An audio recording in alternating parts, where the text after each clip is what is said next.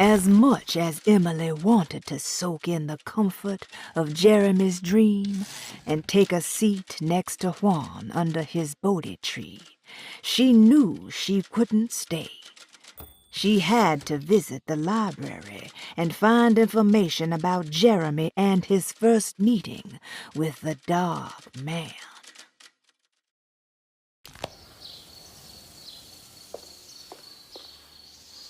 What is the Dark Man, do you know? The Black Sun. The stalker among the stars. The crawling chaos. No. Neither I nor Jeremy knows what he truly is. I'm worried this is how it starts. That this is just madness enveloping me. I'm sorry. There is no compelling answer I can give you to dispel such doubts. Well, I've put this off long enough. Take care, Juan. You too, Miss Emily. I will cross my fingers and hope for the best.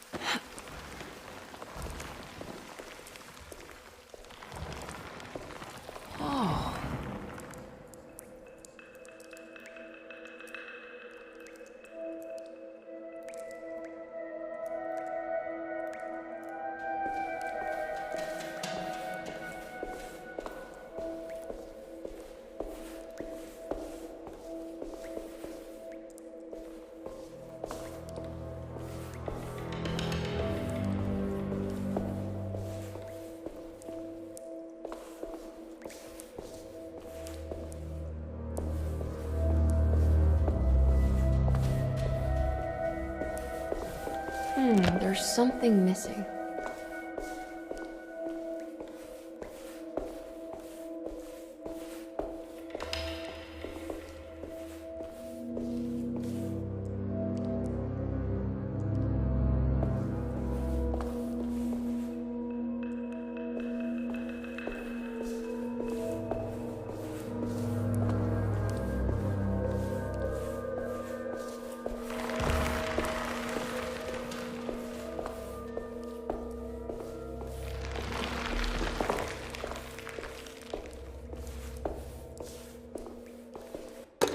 The great library was endless, beautiful, and terrible. An Akashic record for the universe inside the mind of Jeremy Hartwood, now corrupted by a story forced upon him, told by a maniacal liar, an evil conjured by science and secrecy. I will suspend a room and lock away the foundation of his character. Its key will be left to the librarian, the only thing invisible to the prowler.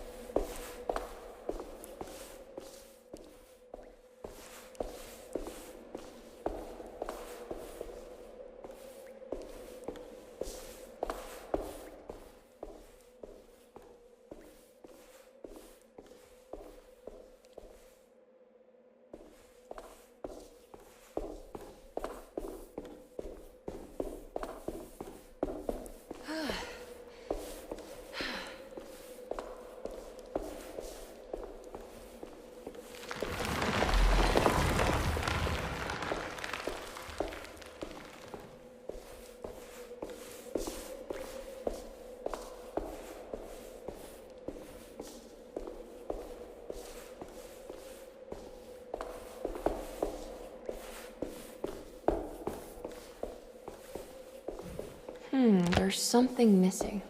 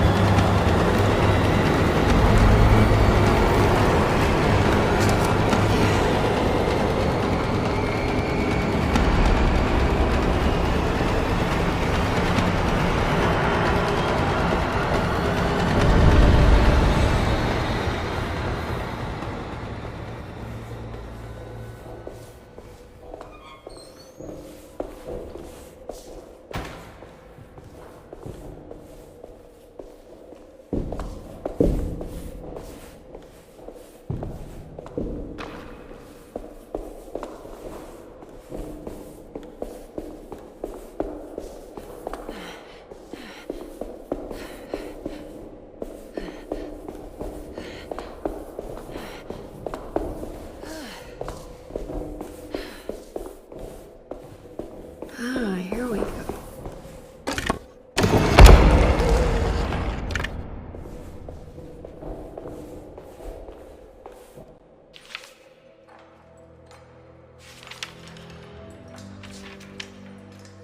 It was in the hot autumn that I went through the night with the restless crowds.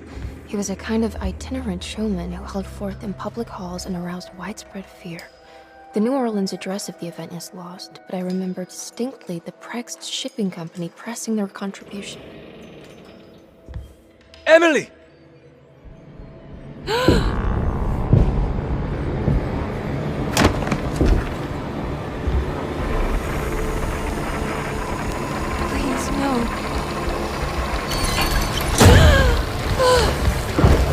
I hope you found what you were looking for, Emily. I fear there is no going back. He's in my head, Juan. His breath replacing mine. You should not have come, Emily.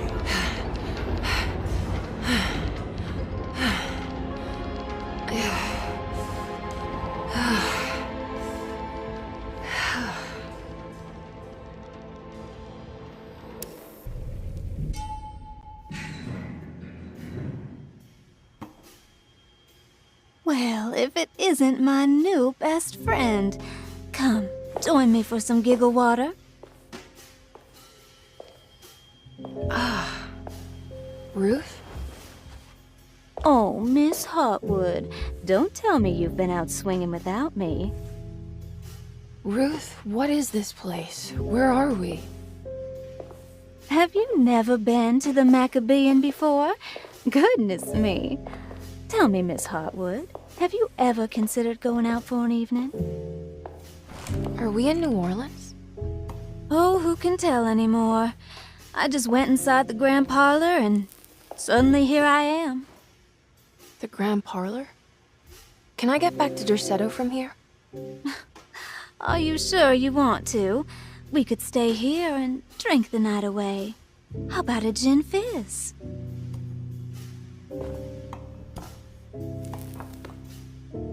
If this is New Orleans, maybe I should go further. Find that magic show the book was talking about. But there was no address, just Preg's Shipping Company. Oh, is this about where Jeremy met the Dark Man? How do you know about that? Jeremy talked a lot about the Dark Man. I always felt a bit envious. How so? If an all-powerful entity showed me any interest, I'd at least hear him out. I'm sure he has plenty to offer. I don't think you'd want that, Ruth. We're too sweet for such darkness. Oh, please. What kind of blue nose do you take me for? I relish the darkness. I think it suits me.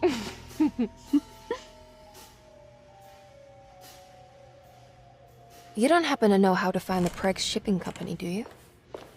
Of course. Their office is just over there.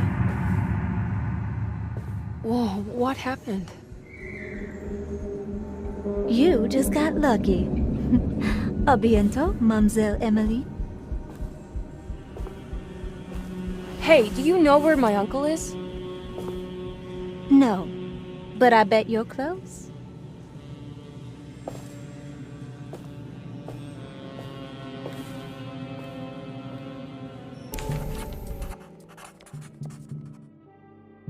It was in the hot autumn that I went through the night with the restless crowds to witness the enigmatic Black Pharaoh. He was a kind of itinerant showman who held forth in public halls and aroused widespread fear wherever he performed. It was the sort of thrills my father sought out, especially if there was a promise of electrical trickery. The Nolan's address of the event is lost, but I remember distinctly the Preg's Shipping Company pressing their contribution in the morning papers.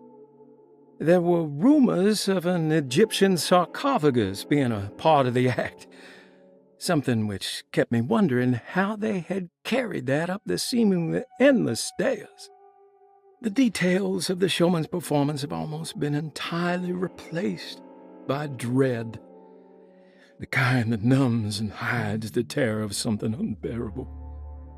What is certain is that ever since that night, I can't remember a single day passing without seeing or sensing the presence of a dark man. Preg's Shipping Company. According to the book in the Great Library, they assisted a showman performing somewhere in New Orleans. It's somehow connected to Jeremy's introduction to the Dark Man. I'm sure I can find the address inside. It's locked from the other side.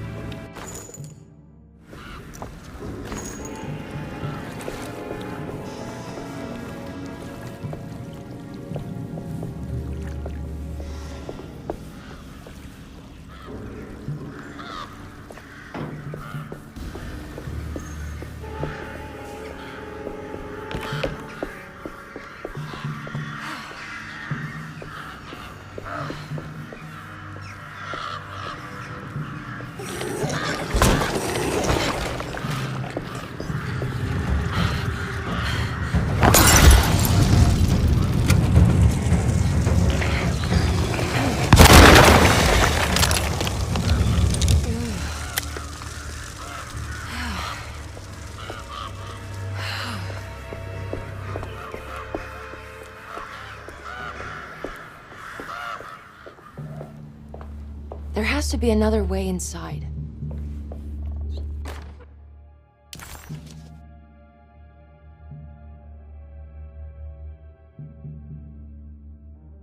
There's a way through the sewers.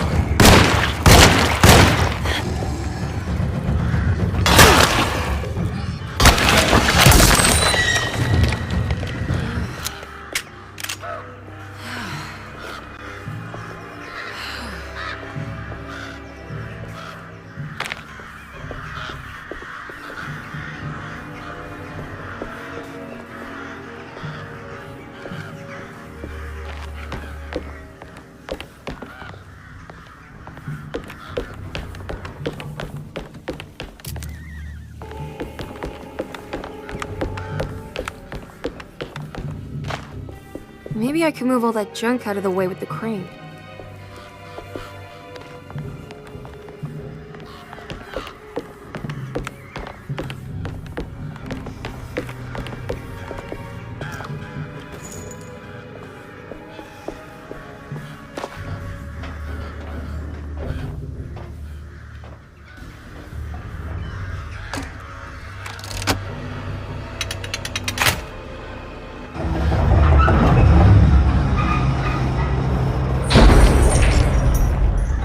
All done.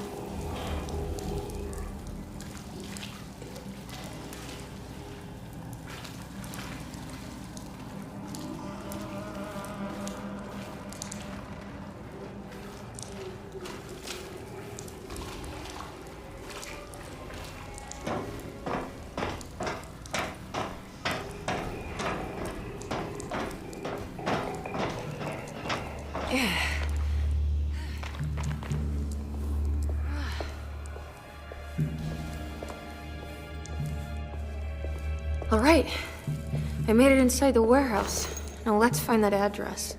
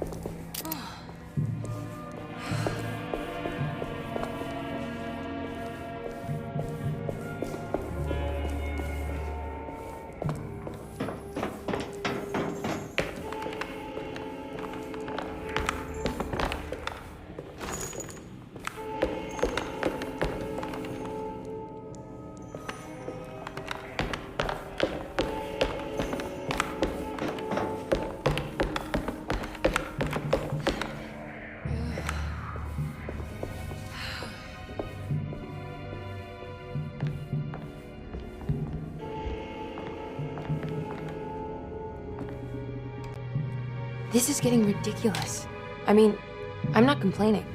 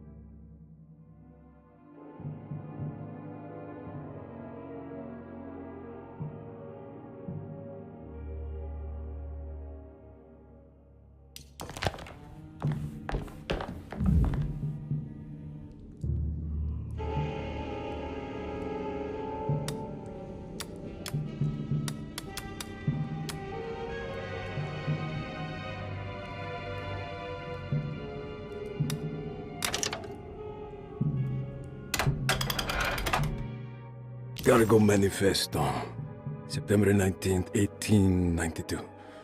Breck Shipping Company delivered 4 steamer trunks, 1 Egyptian sarcophagus, and a large wooden crate belonging to the showman called the Black Pharaoh, performing at 18th Street.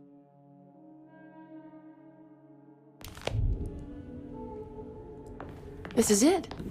The address to the theater where Jeremy first met the Dark Man.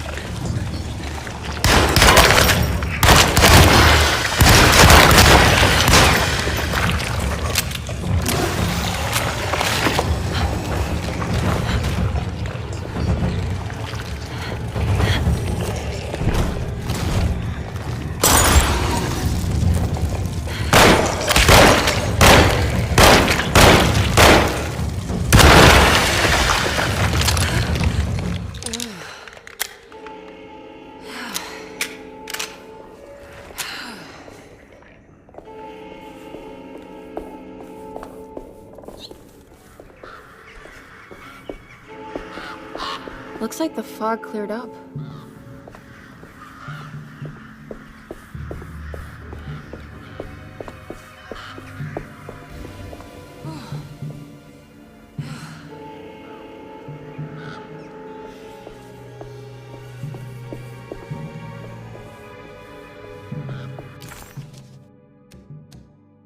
Why couldn't Ruth come with her and help her out, Emily thought.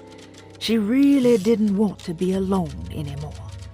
At least Emily was back in New Orleans again, in front of the warehouse of the Prext Shipping Company. According to the book in the library, she should find the address to where Jeremy first met the dark man inside.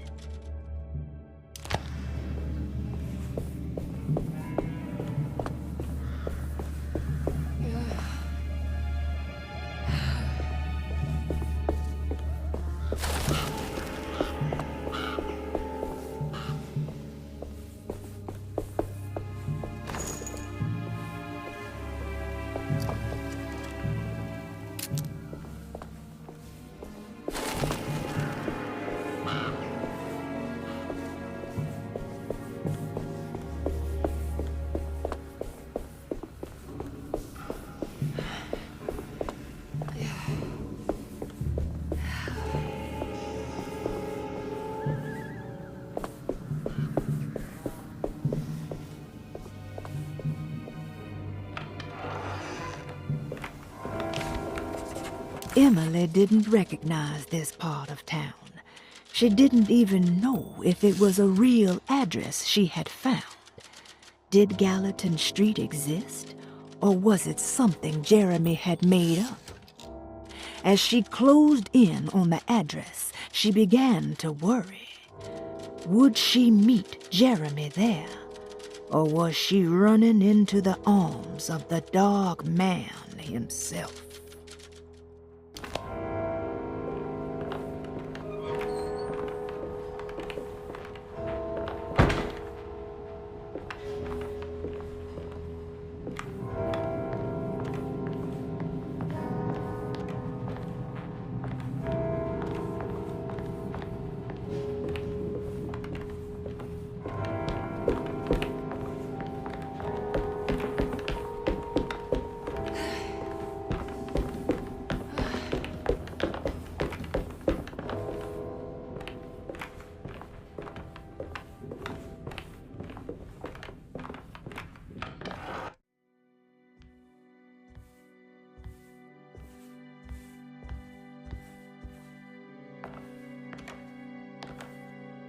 You shouldn't have come. Don't say that. You needed my help. All I wanted was to keep people away from Derceto. Especially you, Emily. You're the only one in the family who forgave me for choosing old age over death. Father still cares for you? He is paying for your treatment at Derceto. To get rid of me! That's the only reason anyone's at Derceto. Someone in the family thought you were becoming an embarrassment. Help me get you out of this mess, Jeremy. I want to take you away. Your father would send me right back. What if I take you up north, to Kingsport? I know Mother still has family up there. I've been thinking about going for a while now. I haven't been to Massachusetts in years. I still paint from memory, you know. That old lighthouse makes for a great motif. Your father and I would go almost every summer. Then when our great-uncle died, we stopped going back. What is there to be done about the Dark Man? He's the one holding you back, right? You feel like you can't leave without paying your debt to him. The Dark Man has been with me since I was 12 years old. He was standing right on that stage right over there. For a brief moment, his gaze held mine. And that was it. I recognized him for what he was. The Hartwood curse embodied in flesh. I thought it was my turn, but I was only there to be mocked. Instead, his attention moved on to my father sitting next to me. I turned to him and saw his face. The whitest shade of pale I've ever seen. He bit off his tongue that night and suffocated. What can be done, Jeremy? Please. There's a way. 2 ways to be exact. One worse than the other. A written contract now buried inside his sunken temple. Don't you remember what it said? I don't want to. Try, Jeremy. What did the contract say? No, we can't. We can't let New Orleans suffer that blight. I have to make this sacrifice. What are you talking about? Is this the thing from the bayou? Juan said something.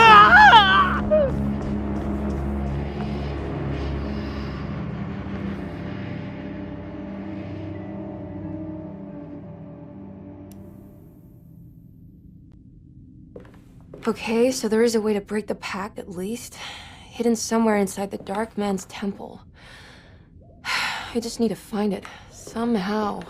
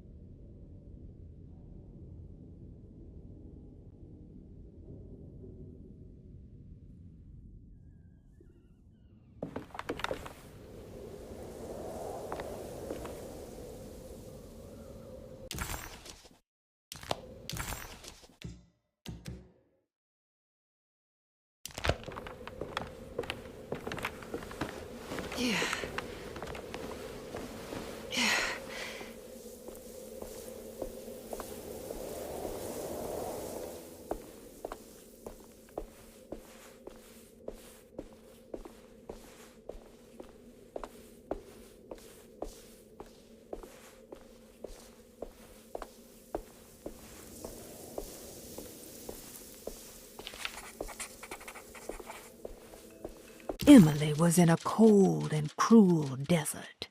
As her feet pushed into the ancient dunes, her mind flickered to the beach in Kingsport, where the shadow of the tall lighthouse crossed the coast like a needle. It seemed so much more sinister than it should. A temple dedicated to the Dark Man, she thought. How is this worth pursuing? This is madness.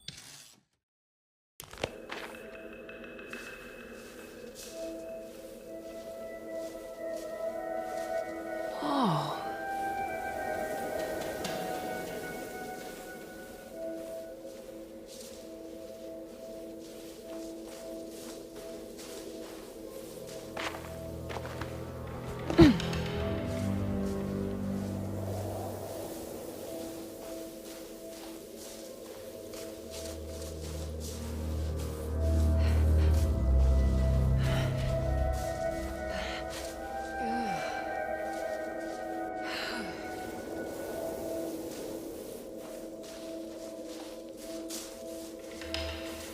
I need to get down there somehow.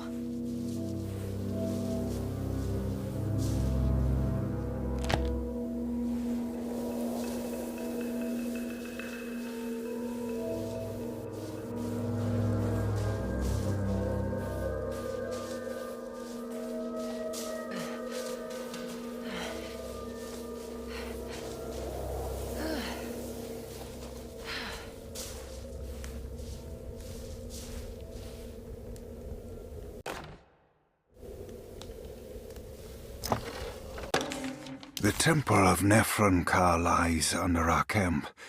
Despite all efforts, that unholy site did not collapse, but sink beneath the sand. The pharaoh is long dead, his name meticulously stricken from all ancient writing. But that stage meant for blood and terror remains. The temple is said to be lightless, built to harbor all the haunters of the dark found in the very depths of our universe. Calling on the gods meant creating a bridge between our world and theirs. The terrible Aldebaran of Taurus, the Black Sun, was seen as the most important star in the night sky, because, according to the Kitab al-Azif, it was said to be the home of that crawling chaos known as Nyarlathotep. Through ancient mechanisms, it was said that the priests could open shafts channeling the light emitted by that strange stone called the Shining Trapezohedron. Several streams pooled together above the statue of that dark man would then be sent through space towards the Black Sun, a message to the gods. The gifts bestowed on the sender are completely undocumented, but often assumed to involve dark blood pacts, where souls are traded for malicious miracles.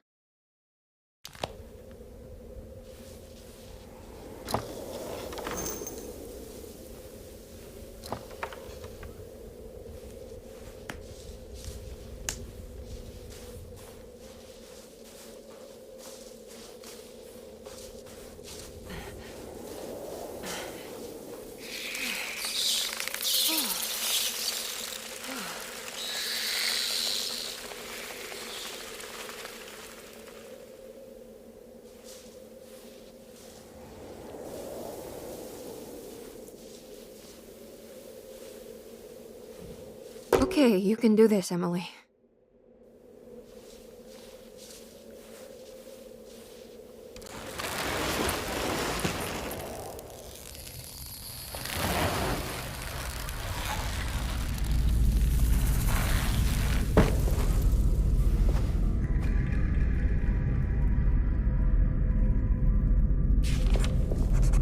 It's the constellation Taurus. The big star is Aldebaran. Something to do with the Dark Man. Emily felt a wave of despair as she recognized the temple she had entered. It was where all her dreams eventually led her. Like roads to Rome, her darkest thoughts always brought her here. Was the Dark Man behind all of her family's suffering? Was it the same creature wearing 1,000 masks? Finally, feeling her own sanity slipping away, Emily steeled herself and set off in a hurry to find Jeremy's contract with the Dark Man, so she could leave this cursed place.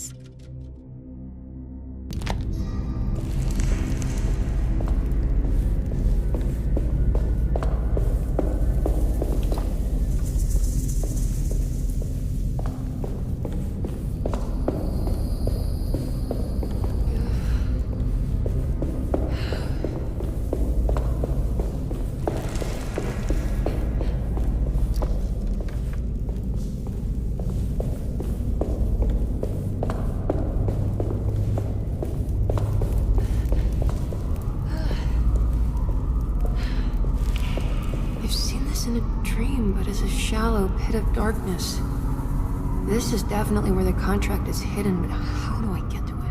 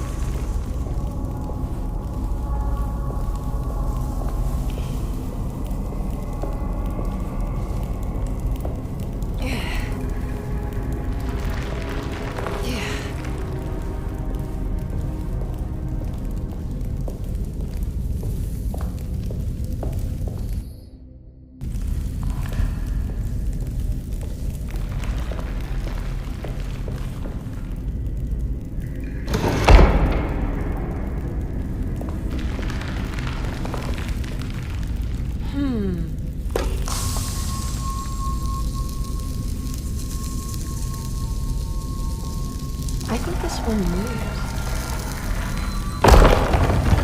It worked.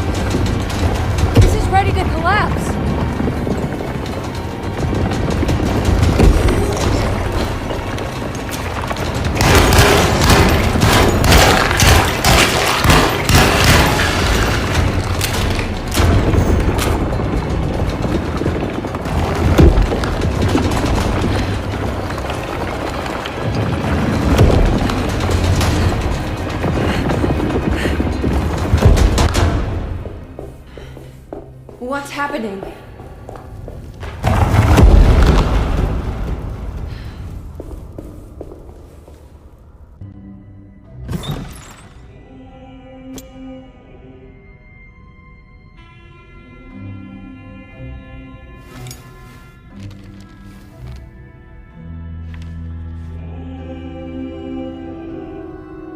Acknowledge psychological trauma, break through the barriers of self-deceit, temper manic behavior. Is this it? Is this the contract?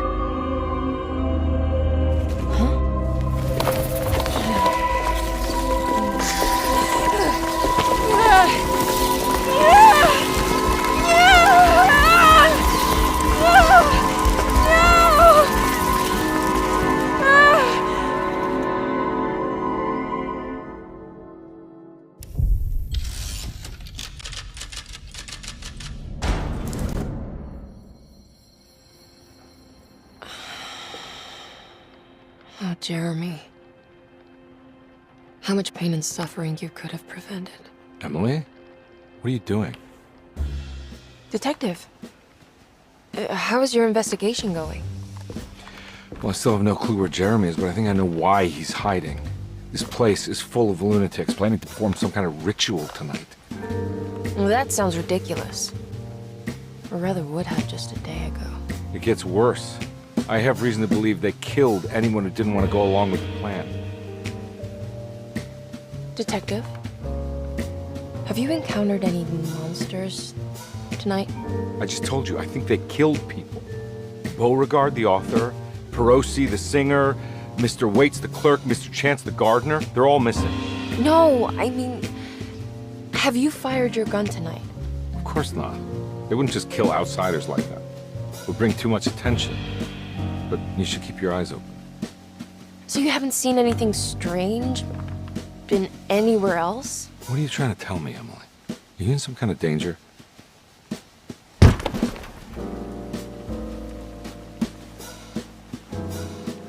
Let me drive you back to New Orleans. I think I have enough. You know, at least get the police to take a look at this case. No, I'm fine. Thank you, Detective. I'll find your uncle, Miss Hartwood. Just stay out of trouble.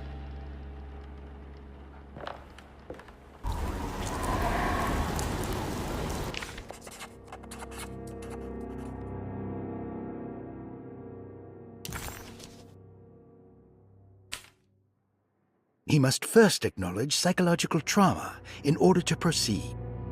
The lying must stop, so we can break through the barriers of self-deceit. Finally, temper manic behavior.